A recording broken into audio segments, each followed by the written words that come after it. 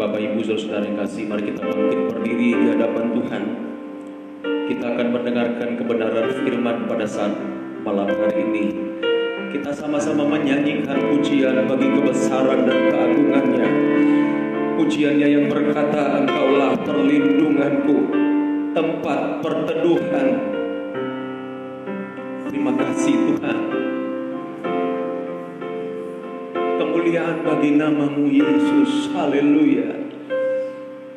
Engkaulah perlindunganku, tempat perteduhan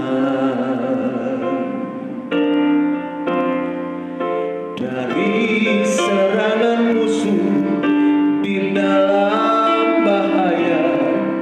Kau batu karangku teguh, Engkaulah persembunyianku dan tetap menjaga. Atas kesesakanku dalam pencobaan, Kau beri keluputan.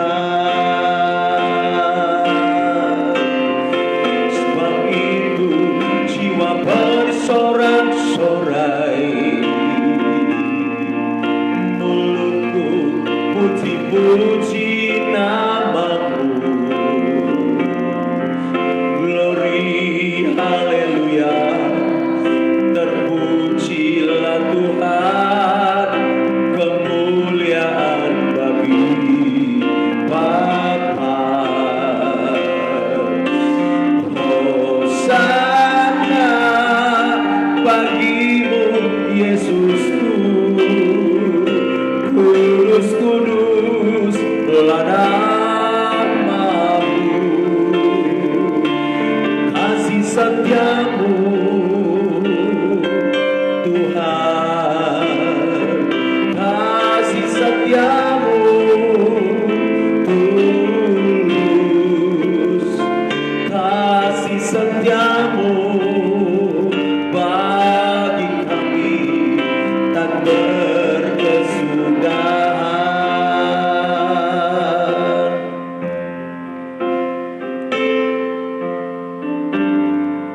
Haleluya Tuhan, itu yang kami andalkan dalam kami Tuhan. Sungguh Engkau perlindungan persembunyian kami.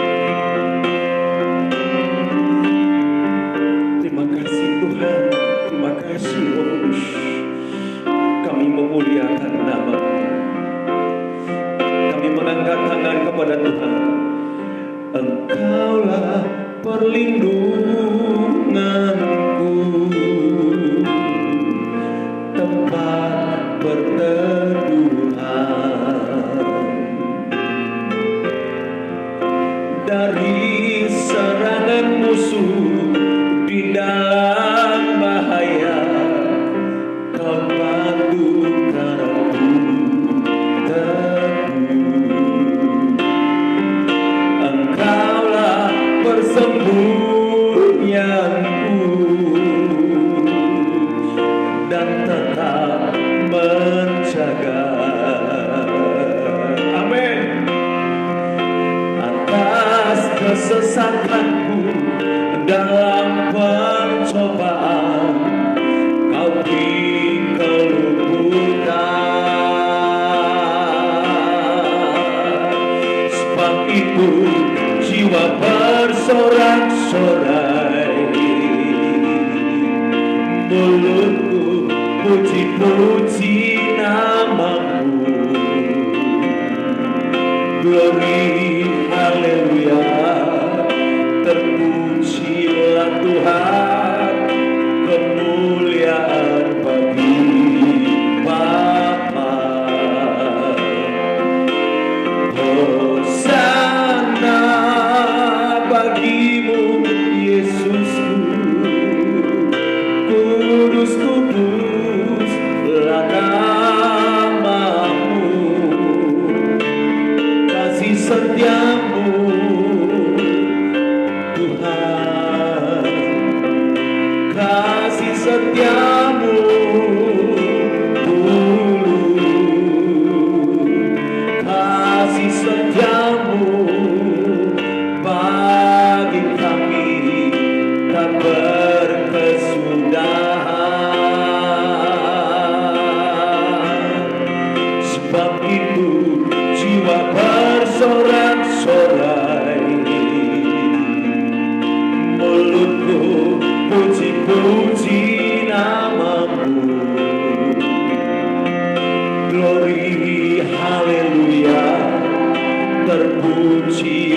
Tuhan, kemuliaan bagi Bapa.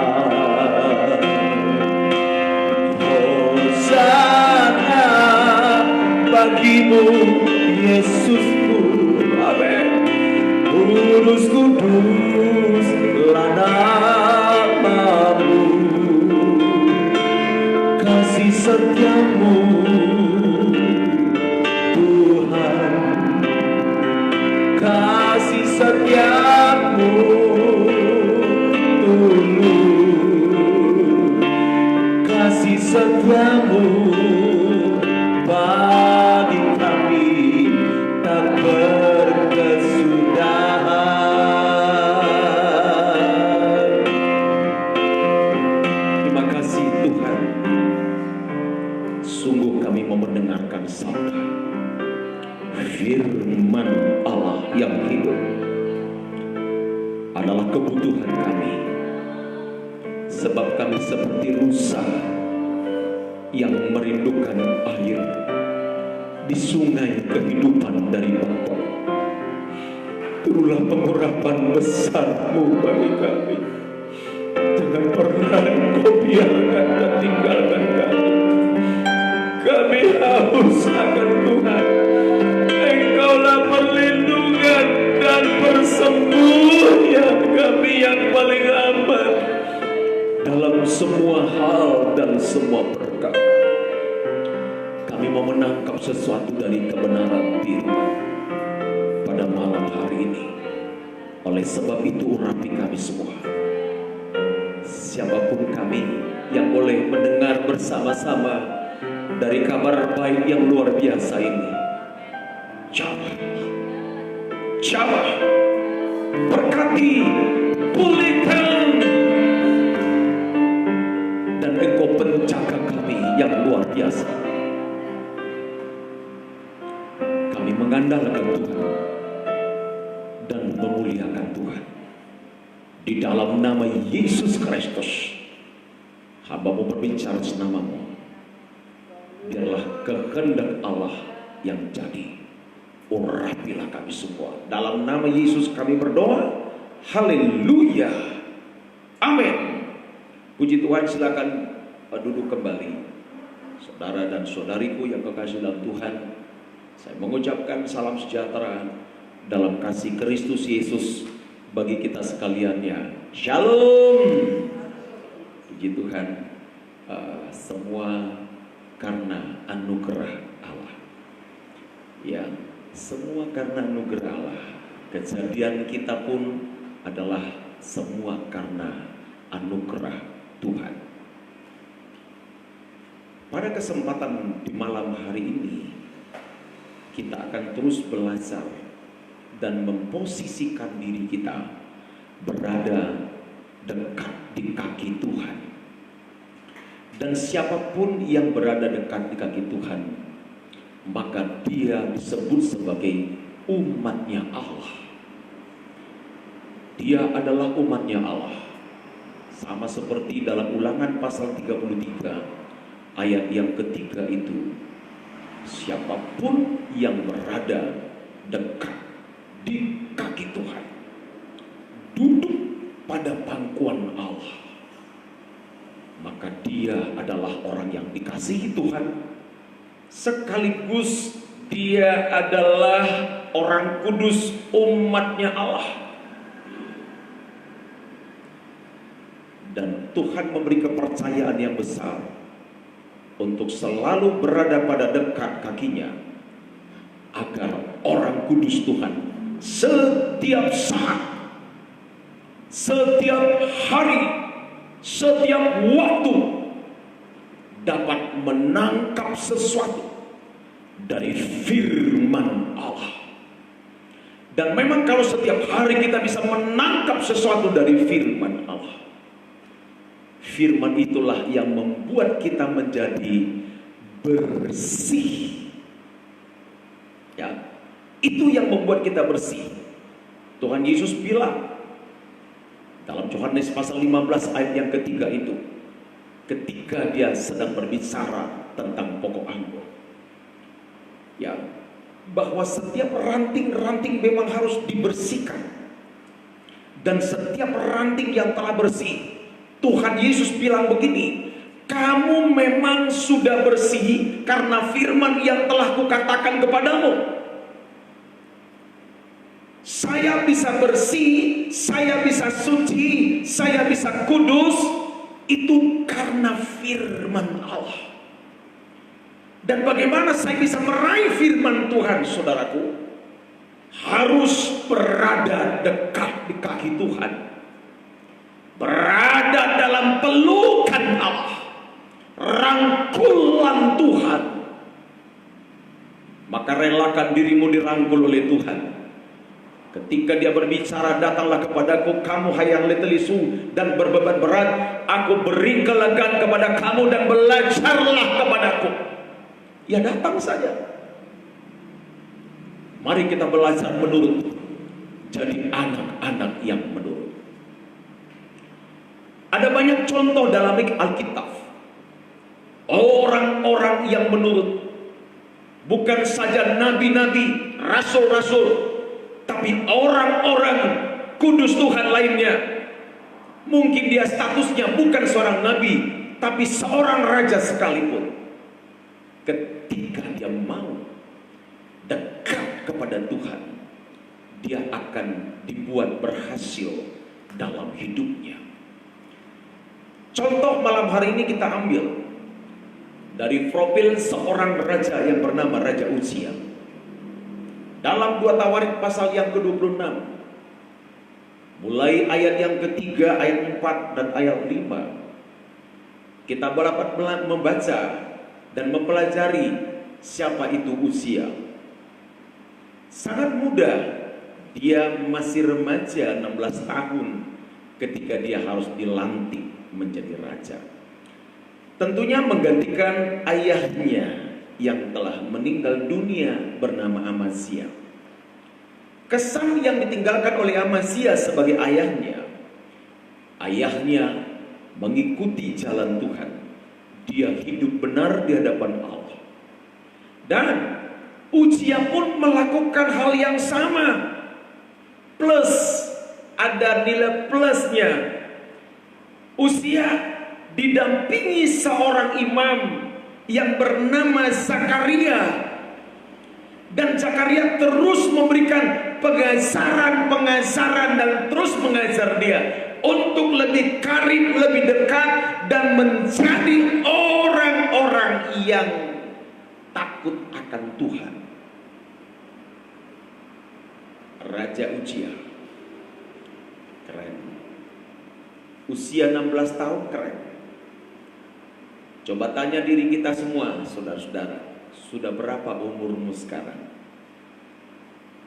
Ya, apakah sudah melebihi usia daripada si Raja Uzia ini yang 16 tahun? Usia 16 tahun ketekunannya luar biasa. Bukan Imam Zakaria yang saksikan, tapi Tuhan yang tuliskan. Di ayat yang keempatnya, Raja Uzia melakukan apa yang benar di mata Tuhan. Jadi bukan sekedar di mata manusia. Manusia bisa kita bohongi, manusia bisa ditutup-tutupi, ya diakal-akali, saudaraku, berkamuflase banyak manusia di hadapan manusia. Tapi ini Tuhan, di mata Tuhan. Siapa sih yang bisa sembunyi dari mata Tuhan? Tak ada. Nah, dan Uzia melakukan apa yang benar di hadapan Tuhan sesuai dengan pengajaran yang dikecapnya. Ayat yang kelima, kita lihat di sana bahwa Raja Uzia mencari Allah selama hidup Zakaria. Zakaria mengajarnya supaya takut akan Allah. Dan selama ia mencari Tuhan, Allah membuat segalanya apa? Berhasil. Haleluya. Jadi kalau mengikut Tuhan tidak ada ruginya. Yang ada adalah keberhasilan. Dan keberhasilan itu ukurannya adalah ukuran dari Tuhan. bukan ukuran manusiawi kita. Sebab kenapa tidak boleh dipakai ukuran manusia? Karena manusia pada dasarnya tidak pernah merasa puas. Ya, pada dasarnya manusia tidak bisa untuk merasa cukup, selalu ingin lebih. Karena dalam diri manusia ada yang disebut dengan keinginan maupun kehendak. Sebab kalau tidak terkontrol keinginan kita, tidak terkontrol kehendak kita, itu alamat pasti seperti lautan yang tidak pernah berkata, kami sudah kebanjiran, kami sudah kepenuhan. Tidak pernah. Dia tidak akan pernah puas. Jadi ukurannya adalah ukuran Tuhan. Luar biasa. Sampai pada tahap ini tidak ada yang kurang dalam hidup Uzia. Keren banget. Tapi masalahnya adalah iman Uzia adalah iman yang tidak mandiri. Tuhan mau iman kita harus menjadi iman yang mandiri. Kenapa saya sebutkan iman Uzia tidak mandiri? Dia bertahan dalam kesetiaan, dia bertahan hidup benar, hidup takut kepada Tuhan sebatas umur dari siapa tadi? Zakaria. Begitu mangkat Zakaria, seakan-akan begitu pula imannya mangkat. Begitu mati Zakaria, maka imannya pun seakan-akan terkubur mati bersama dengan jasad daripada Zakaria. Ini sangat berbahaya. Tuhan mau di akhir zaman ini kita harus memiliki iman yang mandiri. Katakan amin. Haleluya. Iman yang bagaimana? Mandiri. Tidak tergantung pada orang lain, tergantung pada firman Allah. Iman timbul bukan dari kata orang, iman timbul dari pendengaran akan firman Kristus. Apa yang terjadi kalau iman tidak mandiri? Gereja Tuhan, orang percaya akhir zaman, apa yang terjadi dengan hidupmu kalau imanmu bukan iman yang mandiri? Goyang, akan goyang. Pengertian goyang tidak tetap pada pendirian, tidak berada pada sikap. Ini yang saya sampaikan pada siang tadi, saudara-saudaraku. Seperti perempuan-perempuan yang maju mundur. Perempuan-perempuan yang maju mundur. Perempuan-perempuan ini gambaran gereja Tuhan yang tidak punya sikap dan pendirian. Didorong maju, dia maju. Ditarik mundur, dia mundur. Oh, anak Tuhan tidak seperti itu. Haleluya. Ya, orang percaya tidak seperti itu. Harus mandiri.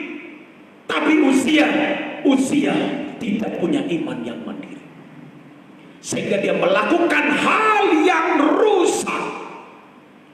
Orang-orang Kristen imannya tidak mandiri. Pasti sekali waktu engkau menjadi perusak-perusak.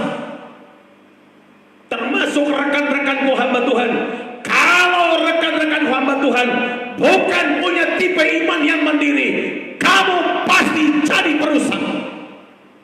Merusak tatanan yang dibangun oleh Tuhan. Dasar kepercayaan orang Kristen. Nanti masuk ajaran Bileam dalam dirimu, masuk ajaran Nikolaus dalam diri kamu. Ini yang meracuni gereja Tuhan. Berhati-hatilah.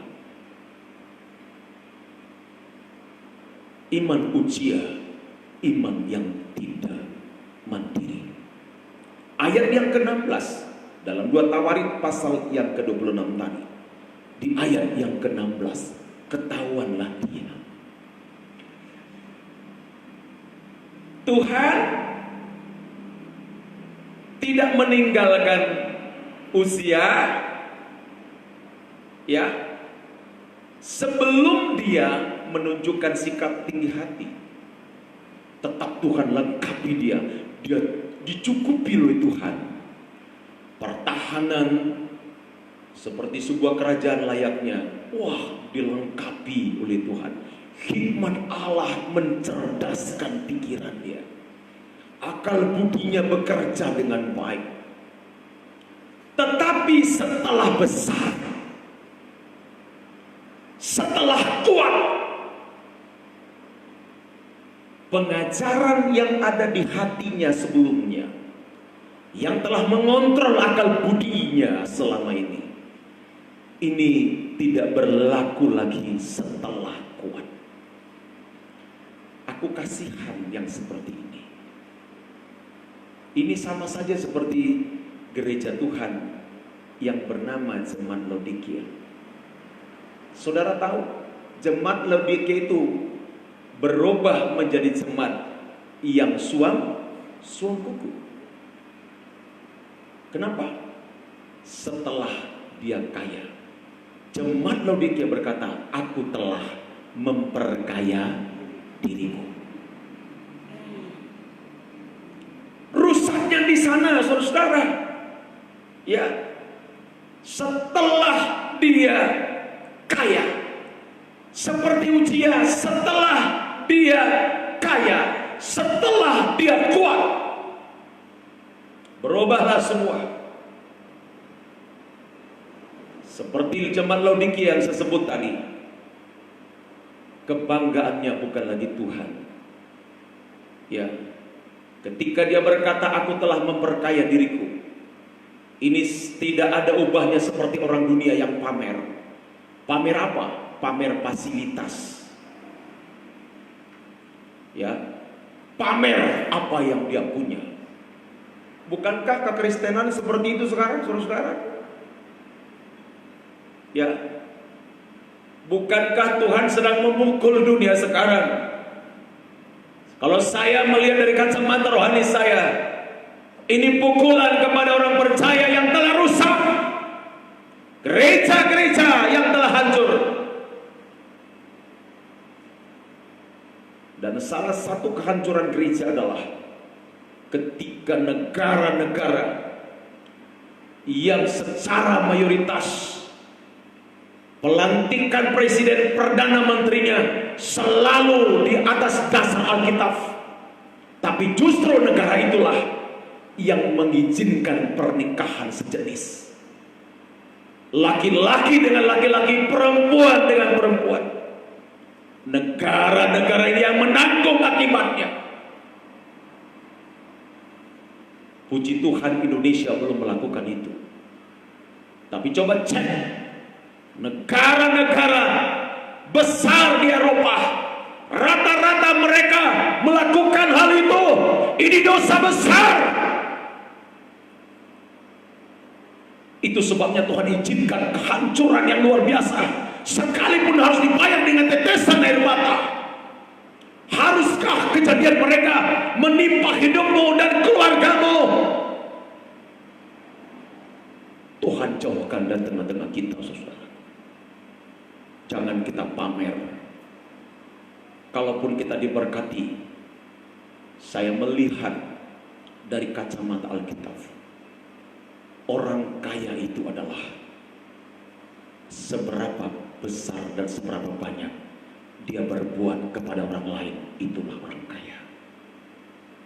Kalau engkau hanya memperkaya dirimu, engkau tidak lebih seperti jemaat Laodikia. Entar sebentar lagi kau pasti akan suam-suam dulu. Kalau engkau diberkati oleh Tuhan dengan limpah-limpah, tentu engkau harus berkata kepada Tuhan, kemana ku buat kekayaan yang kau berikan ini Tuhan. Jangan engkau memandang kecil orang yang kecil. Jangan engkau memandang rendah orang-orang susah dan miskin. Berlakulah bijak, saudara-saudara dikasihi Tuhan. Uzia setelah menjadi kuat, ia menjadi apa? Tinggi hati. Apa hasil pekerjaan orang yang tinggi hati? Garis bawahi dalam Alkitabmu, ia akan melakukan hal yang merusak. Orang berbuat yang baik memperbaiki yang rusak supaya menjadi baik. Tapi ini orang yang tinggi hati, justru dia merusak. Persis seperti Sanballat, Gesem dan Tobia, orang-orang sombong yang tinggi hati, tidak terima dengan pelayanan yang dilakukan oleh Nehemia. Mereka jadi musuh, bukan saja musuh daripada Nehemia, tapi musuh Tuhan. Dijauhkan Tuhan dari tengah-tengah gereja. Kebenaran ini mengandung sebuah koreksi yang dalam. Karena memang akhir zaman ini jangan lagi bicara mulut-mulut. Hamba Tuhan tidak boleh bicara mulut-mulut. Jangan janji-janji kosong dan janji-janji palsu. Karena pada akhirnya akan berhadapan dengan Tuhan, di mana yang ada hanya dua: hidup dalam kekekalan di kerajaan sorga, atau mati kekal dalam penderitaan di api neraka. Tidak ada di antaranya itu. Ayo, maka saya tidak boleh ada dusta dalam pemberitaan firman Allah. Kalau Tuhan katakan iya, katakan iya. Kalau Tuhan katakan tidak, maka tidak boleh katakan iya. Harus tidak. Nanti akan merusak. Ya, ketika dia merusak, yang dirusaknya bukan cuma kerajaannya, tapi yang dirusaknya adalah pekerjaan Tuhan. Ngeri, ngeri. Ya, dia mengangkat dirinya setara dengan imam-imam yang bertugas pada zaman itu. Imam besar pada zaman itu namanya Imam Azaria. Uzia ambil ukupan, dia bakar ukupan, dia masuk ke ruang suci tanpa permisi. Sudah dihadang oleh Imam Zakaria di ayat yang ke-17 itu. Dihadang, ditolak, tidak boleh melakukan hal yang berdosa seperti ini. Aku mah sudah hebat, merasa sok rohani, setara dengan imam-imam. Saudara-saudara kekasih, pada situasi seperti ini, kita semua pendeta-pendeta akan diuji. Apakah kependetaan kita benar atau tidak? Ketika COVID-19 diizinkan oleh Tuhan dalam hidup kita, apakah engkau masih bisa berpikir dengan jernih? Apakah engkau bisa memikirkan pekerjaan Tuhan yang besar ini? Apakah kita hanya memikirkan perut kita sendiri? Jangan sampai bertuhankan perut kita, saudara. Ayo, saya dorong rekan-rekan, hamba-hamba Tuhan dimanapun berada, mari kita bicara tentang kebenaran firman Allah. Lakukan apa yang Tuhan inginkan, supaya gereja sama-sama dibersihkan Allah. Motivasi kami tidak ada lain adalah seperti hati Tuhan, supaya kita sama-sama bersih di hadapannya. Uzia tidak lepas dari hukumnya Allah. Dia tidak dibebaskan Tuhan oleh karena karakternya yang seperti ini, yang merusak pekerjaan Tuhan. Dia membakar ukupan, ya. Kemudian dia masuk ke ruang suci, membakar di mezbah dupa. Mezbah dupa itu, saudaraku, dalam pelajaran seperti apa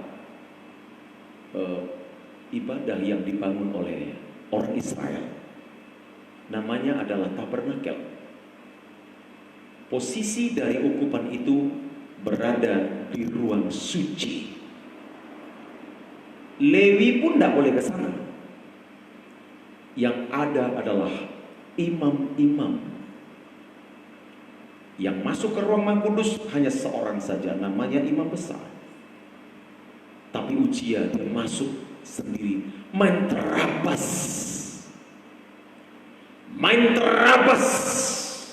saja. Akhirnya apa? Memang Imam Azaria tidak berkutik dibuatnya. Imam-imam lain pun tidak berkuasa, karena Uzia itu punya pengawal yang hebat. tidak tinggal diam. Tuhan tidak tinggal diam. Di ayat yang ke-21, Uzia dihajar dengan penyakit kusta. Dihajar dengan penyakit kusta. Ini sangat berbahaya, saudara dikasih.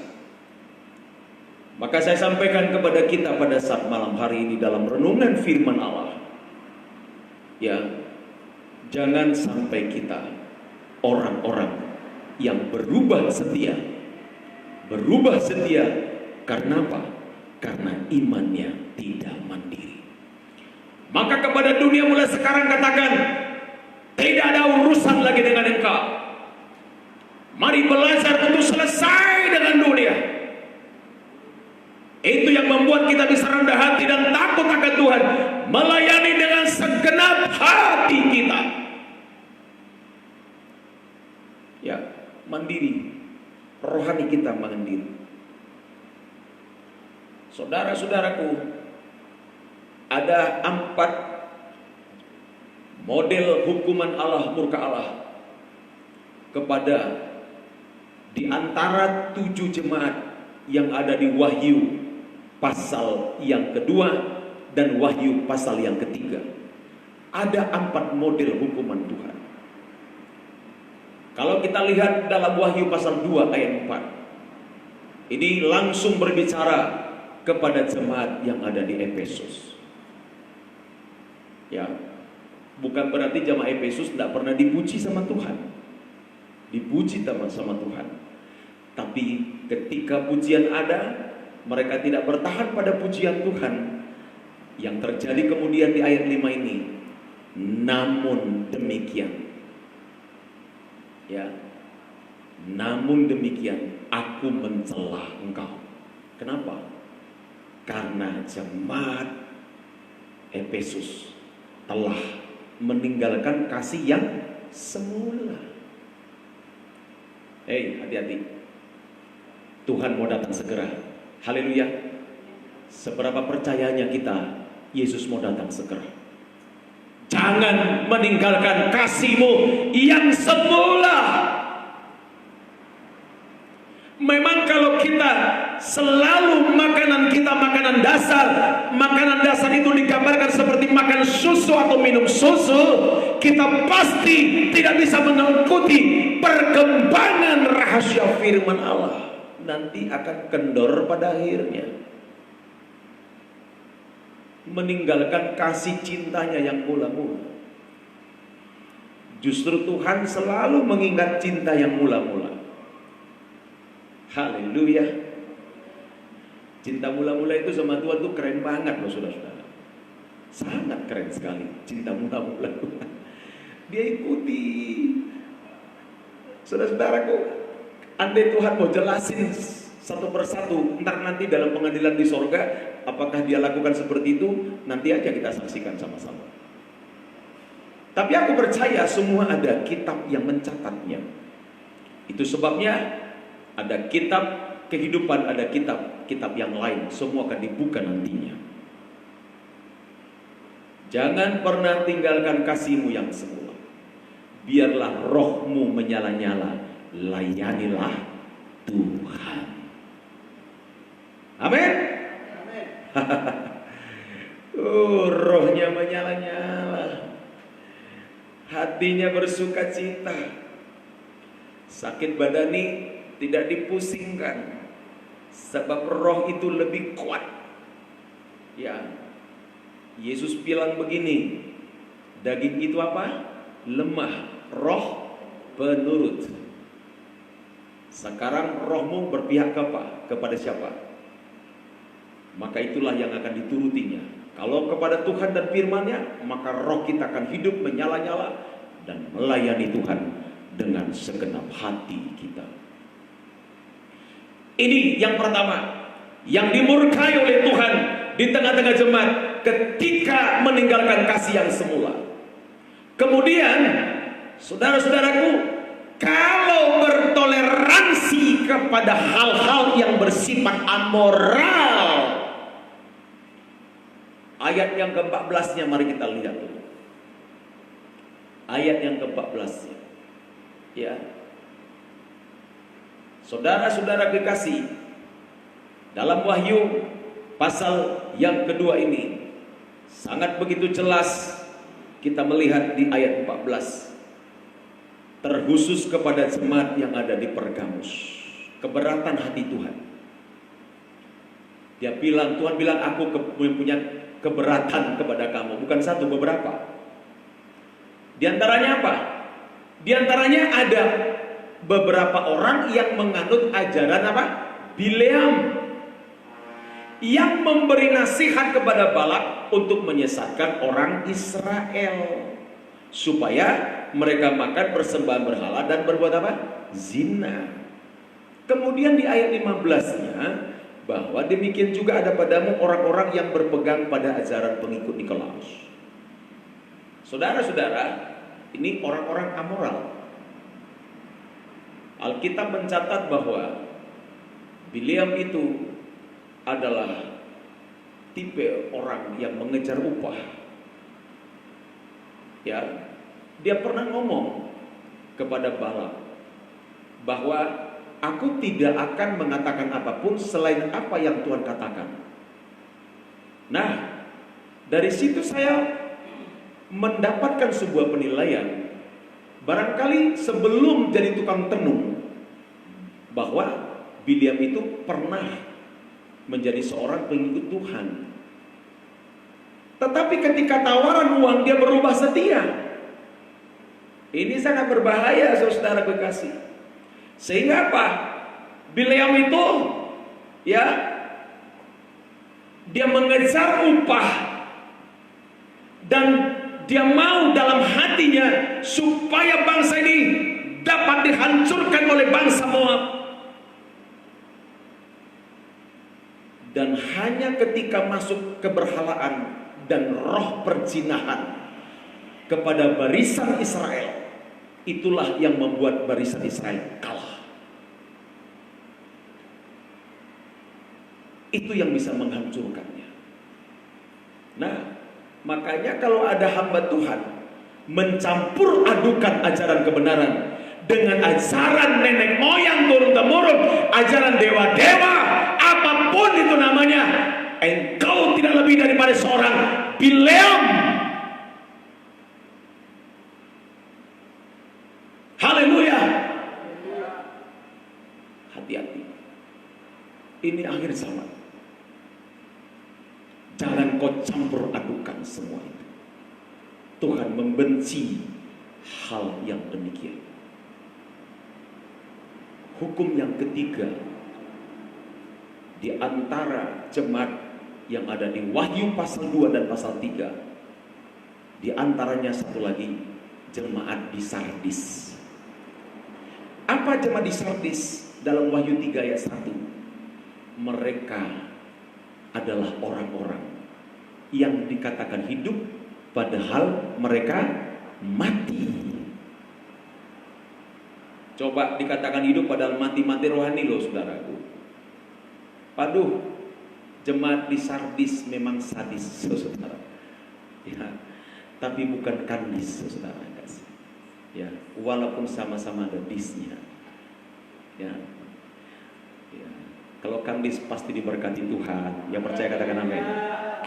Kandis pasti dikuduskan Allah. Kandis dilindungi oleh Tuhan. Itu doa harapan kita. Tapi ini Sardis, dikatakan hidup padahal ia mati. Tuhan murka kepada model gereja yang seperti ini. Dan yang terakhir, yang dihukum oleh Tuhan, dimurka oleh Tuhan, saya sudah sebutkan tadi, tipenya seperti tipe jemaat Laodikia yang suam-suam kuku. Kenapa mereka suam-suam kuku? Karena materilah di atas dari semuanya. Materilah di atas segala-galanya bagi mereka. Mereka berkata bahwa, ya, aku telah memperkaya diriku. Ayo dijawabkan Tuhan bagi kita semua, saudaraku.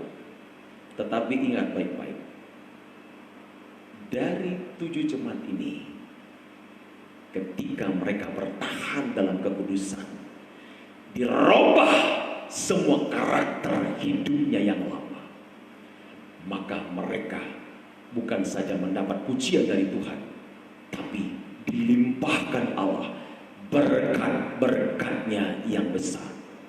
Kira-kira berkat apa?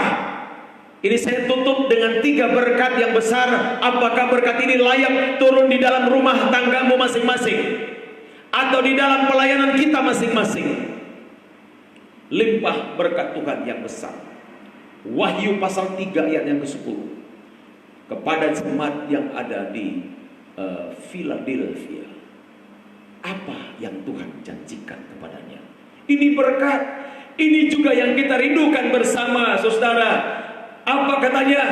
Karena engkau menuruti firman-Ku untuk tekun menantikan Aku, maka Aku pun akan melindungi engkau dari hari pencobaan yang akan datang atas seluruh dunia untuk mencobai mereka yang diam di sana.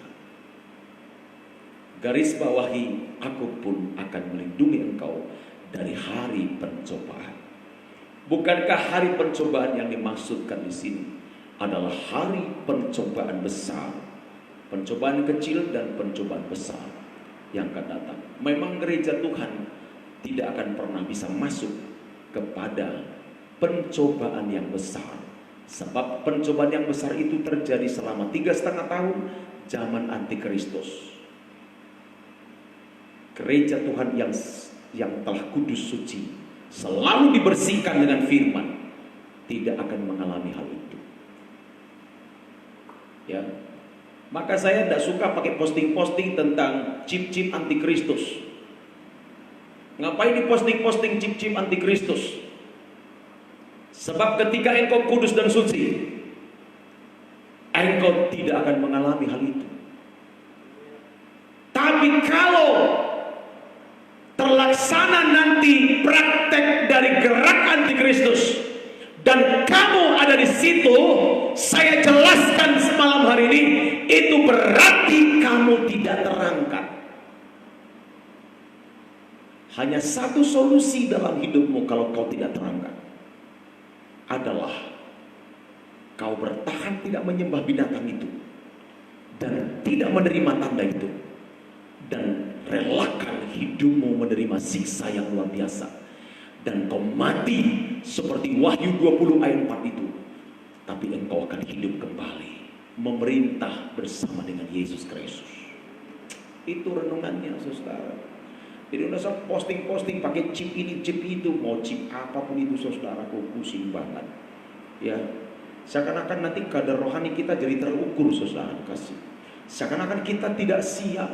Ya, ngapain kita pikirin itu, mau chipnya seperti apa, besarnya seperti apa, cara menyuntikkan seperti apa? Pusing banget, saudara-saudara kasih. Jangan kau selidiki seluk-beluk iblis, kata firman Allah. Tidak usah kau selidiki itu. Tapi yang kau selidiki adalah firman Allah yang menyucikan dan menguduskan hidupmu. Haleluya. Ini kita harus benar Alkitabiah. Mau diluputkan dari apa tadi? Kesusahan yang besar. Wah, luar biasa. Berkat yang kedua, Wahyu pasal yang ketiga ayat 20, disebut di sana bahwa kita akan satu jamuan dengan Tuhan, makan bersama-sama dengan Dia dalam satu jamuan besar. Dan perjamuan besar itu bukan lagi di bumi nantinya, tapi dalam pesta kawin anak domba. Maka sekarang Dia mengetuk hati kita masing-masing. Bukalah sebelum Dia berancang dari depan pintu hatimu. Bukalah cepat-cepat sebelum Dia beranjak dari depan pintu rumahmu, pintu hatimu.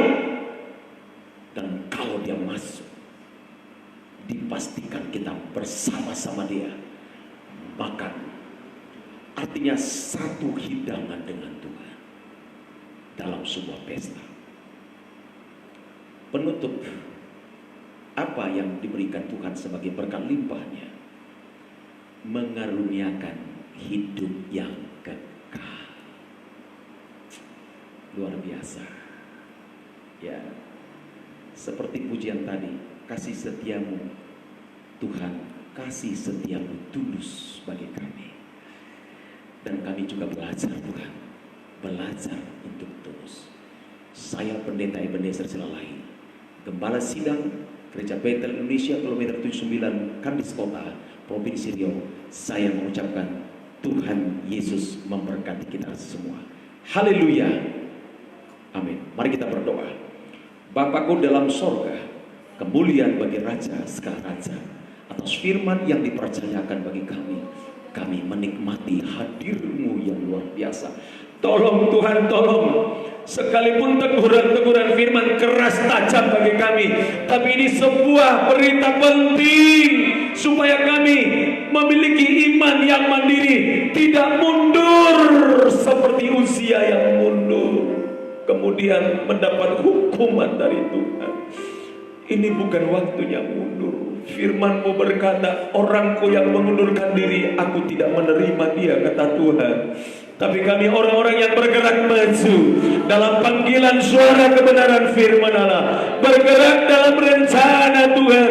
Sebab disitulah hidup kami, disitulah perjalanan kami, itulah tempat perlindungan, persembunyian kami. Itu dahsyat, sangat dahsyat. Yesus, kemanakan kami pergi, perkataan-Mu perkataan yang suci kudus. Kami menundukkan diri ke sana, seperti hamba-Mu belajar menundukkan diri. Kami mau belajar mengasihi Tuhan.